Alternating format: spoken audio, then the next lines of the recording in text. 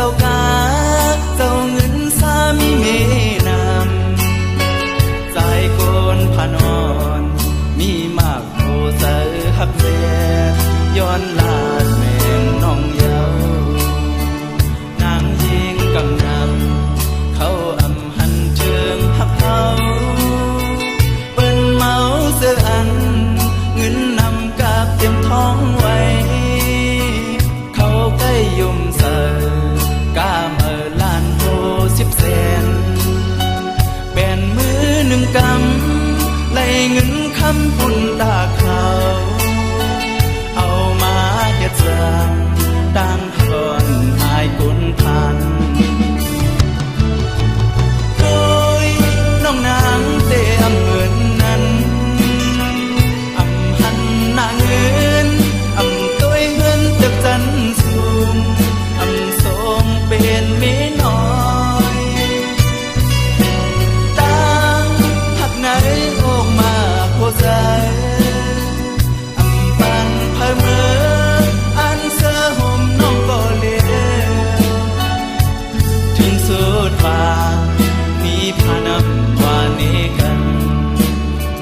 พอน้องไปเจอหักมือตาบุญสองเอาอำปันเพิ่เก่าอำเมาความเป็นสีแก่สาห่มทีดีก็เฮาห่มสืบป่า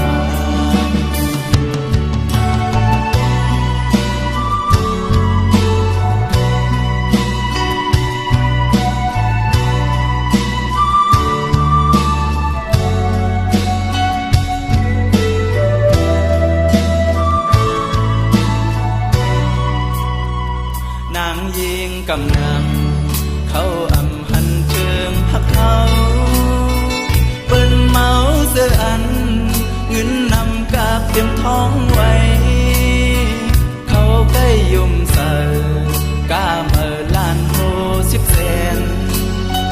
แบนมือหนึ่งกำไล่เงินคำบุญตาเขาเอามาเฮ็ดสร้าง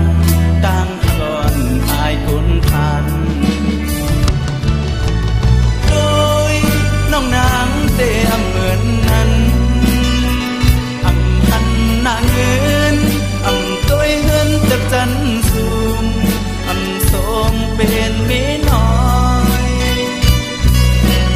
ต่างหักไหนออกมาโพใจอำปันเพิ่มเมื่ออันเสื้อห่มน้องก็เลี้ยวถึงสุดฟ้ามีพานำว่าเนกันพอน้องไปเจอหักมือตาบุญสองเอาอำปันเพิ่เก่า